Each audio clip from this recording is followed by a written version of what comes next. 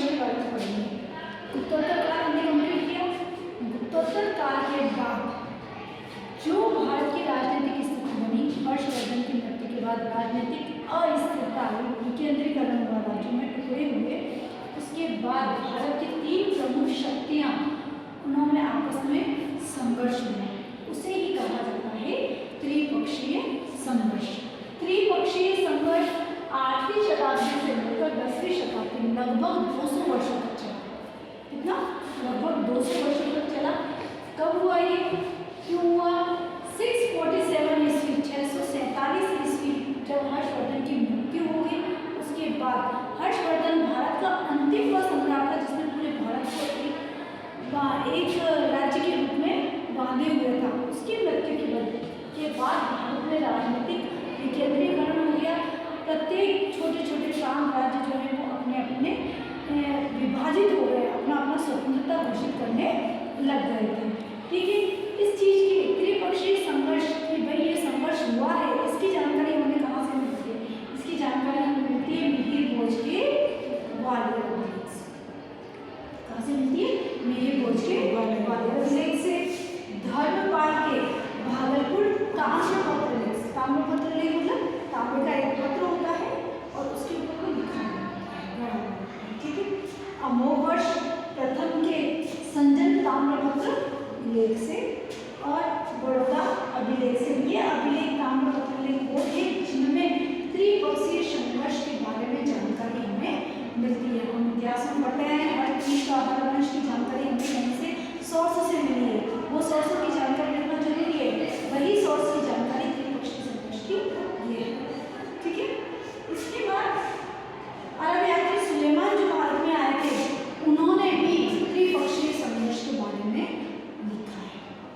उन्होंने भी जानकारी दी कि भारत में इस तरह का युद्ध हुआ। त्रिपक्षीय संघर्ष किस किसके बीच हुआ? गुर्जर प्रतिहार, पाल और राष्ट्रकूट। तो ये तीनों वंश कौन से थे? कहाँ के थे? गुर्जर प्रतिहार जो वंश था वो कहाँ से था? राजस्थान से। कहाँ से था? राजस्थान से। ठीक है, पाल कहाँ से था? बंगाल से। और राष्ट्रकूट दक्षिण से, दक्षिण भारत से राजवंश था। हम इसे दक्कन भी लिखते हैं, हम इसे दक्षिण भी लिखते हैं। ठीक है भाई, एक चीज बताइए आप मुझे, जब कोई एक मालिक नहीं है, पूरे देश में कोई एक शासक नहीं है रहने वाला, तो सीधी सी बात है सारे राज्य अपने आप को स्वतंत्र घोषित करेंगे और जो राजधानी रहेगी उस पर शासन करने का प्रयास करेंगे। उन्हीं प्रयासों के अंतर्गत गुर्जर प्रतिहार, पाल और राष्ट्रकूट तीनों के शासकों ने लगभग 4-4, 5-5 पीढ़ियों तक इन्होंने आपस में संघर्ष किया। तभी तो वो 200 वर्षों तक चला। भाई कोई एक शासक का होता थोड़ी चलता 200 वर्ष तक, है ना? तो कम से कम 4-4, 5-5 पीढ़ी तक यह पूरा संघर्ष चलता रहा। अभी संघर्ष के मूल कारण क्या था? भाई संघर्ष हुआ तो सिर्फ केवल इसीलिए थोड़ी हो सकता है कि भाई कोई सत्ता करने वाला नहीं था। भाई कभी क्या होता है, कोई बहुत सारे जंगल है, बहुत सारा सब कुछ है, लेकिन क्या हर जंगल पे हर जगह पर सब कोई कब्जा कर लेता है क्या? नहीं करता है ना। उसकी इम्पोर्टेंस देखी जाती है।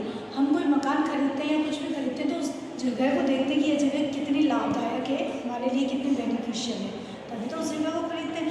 तो इसी तरह से जब भारत में हर्षवर्धन की मृत्यु हो गई, उस समय भारत में जो कन्नौज नामक जगह थी, कन्नौज जो था उसका बड़ा महत्व था। जिस प्रकार गुप्त काल में, हर्षवर्धन काल में पाटलिपुत्र और उज्जैन की इम्पोर्टेंस थी, महत्वपूर्ण थे वो, उसी तरह हर्षवर्धन की मृत्यु के बाद कन्नौज का बड़ा महत्व था। कन्नौज का राजनीतिक रूप से ही नहीं, आर्थिक, सामरिक और सामाजिक रूप से भी इसका बहुत बड़ा महत्व था। उससे भी ज़्यादा महत्व था व्यापारिक रूप से।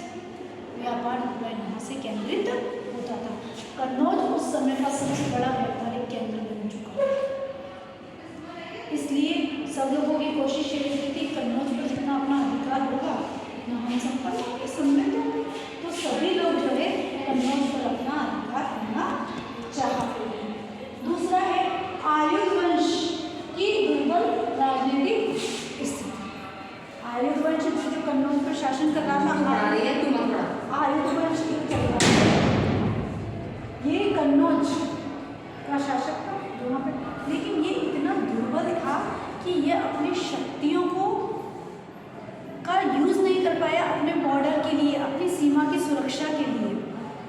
भी आक्रमण करेगा दूसरा राजा तो दायित्व है ना जो शासन कर रहा है वो उसकी रक्षा करे।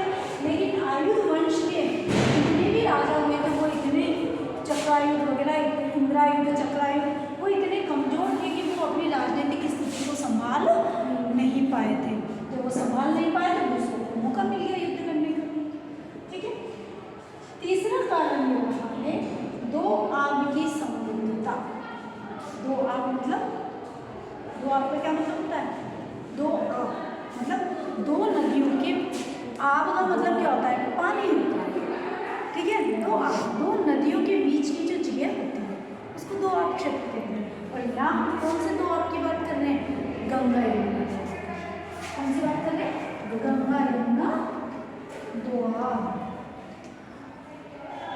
गंगा यमुना नदी के बीच का जो भी यूँ कह सकते हैं उपजाऊ भूमि जो है, जहाँ पर खेती, फसल, आर्थिक समृद्धि सब कुछ बहुत अधिक पाई जाती है, वहीं के तो एरिया है ये। गंगा कन्नौज और ये एरिया कहाँ के हैं? गंगा यमुना दोआब क्षेत्र के आसपास का क्षेत्र तो है। तो यहाँ की जो समृद्धता थी, यहाँ की जो आर्थिक रूप से अच्छी फसलें जो होती थी दोआब के क्षेत्र में, आज भी तो यूपी में अच्छी फसल होती है। क्यों होती है? पानी है, पानी है, दोआब क्षेत्र है, गंगा यमुना निकलती है वहाँ से, बहती है। तो वो जो दोआब वाला क्षेत्र है वो वहाँ की समृद्धता को देखते हुए भी उन्होंने, राजस्थान वाले तो करेंगे, राजस्थान में रेगिस्तान पानी नहीं है, वो आप करते थे। बंगाल वाले यूँ करते थे कि भैया ये तो एरिया हमारा है, हमारा एरिया हमारा ही बना रहे तो अच्छा है, दूसरे के शासन करें। और दक्षिण के लोगों को आक्रमण किया, उसका आंसर इसमें है। दक्षिण के लोगों ने आक्रमण इसलिए किया, राष्ट्रकूटों ने अपने साम्राज्य की सुरक्षा के लिए किया। क्यों किया? उनका ये मानना था कि जैसे ये भारत है, जैसे ये है, ठीक है, जो भी है, ठीक है, आपको देखेंगे ये है। यहाँ से यदि ये कन्नौज है, यहाँ से ये आ गया पाल, यहाँ अगर ये शासक यहाँ से आक्रमण करके यहाँ कन्नौज पर अपना शासन कर सकता है तो वो यहाँ पे भी आ सकता है, आ सकता है। तो राष्ट्रकूटों को ये डर हो गया कि यदि कोई प्रबल शक्ति ने कन्नौज पर अपना अधिकार कर लिया तो वो लगभग पूरे भारत पर अपना अधिकार करेगा, और पूरे भारत पर अधिकार करेगा तो वो दक्षिण की तरफ भी भारत पर आक्रमण करने आएगा, तो मेरे साम्राज्य को इससे असुरक्षा होगी। तो अपनी सुरक्षा के लिए उसने क्या करा? पहले ही कन्नौज पर आक्रमण कर दिया। ठीक है ना। तो राष्ट्रकूटों ने तो इसलिए आक्रमण किया अपने साम्राज्य की सुरक्षा के लिए। और एक सबसे महत्वपूर्ण कारण जो होता है वो होता है हर साम्राज्य का साम्राज्यवादी प्रवृत्ति। साम्राज्यवादी प्रवृत्ति सभी शासकों की, स्पेशली गुर्जर प्रतिहारों की तो ये थी ही, पाल की भी ये थी और राष्ट्रकूट की भी थी कि हमारे साम्राज्य का विस्तार हो। भाई हम भी तो प्रॉपर्टी खरीदते हैं, एक खरीद ली, चल दूसरी और खरीदें, तीसरी और खरीदें। क्यों? हमारे पास प्रॉपर्टी बहुत सारी जरूरत चाहिए, हम ज़्यादा से ज़्यादा मालिक हो। तो भाई ये तो सम्राट है, ये तो शासक है, इनकी तो बहुत इच्छा है कि हमारे साम्राज्य का बहुत ज़्यादा विस्तार हो, है ना। तो अब जब दक्षिण से राष्ट्रकूट, यहाँ से राष्ट्रकूट, आप ये सोचिए जब राष्ट्रकूट यहाँ से यहाँ आक्रमण करने जा रहे हैं तो ये पूरा क्षेत्र जो है, एरिया जो है, किसके अंडर में आ गया? राष्ट्रकूट आ गया ना। तो लगभग ऐसा हो जाएगा कि दक्षिण के एक शासक ने उत्तर भारत पर अपना आक्रमण, अपना साम्राज्य स्थापित कर रखा है। एक समय आता भी है जब हम राष्ट्रकूट के चरणों का अध्ययन करेंगे तो राष्ट्रकूटों ने कहाँ पर? गंगा तक अपना कब्जा कर लिया था। ठीक है ना। तो ये प्रमुख इसके किसके त्रिपक्षीय संघर्ष के ये प्रमुख कारण रहे हैं जिनकी वजह से इन तीनों में आपस में संघर्ष हुआ। ठीक है।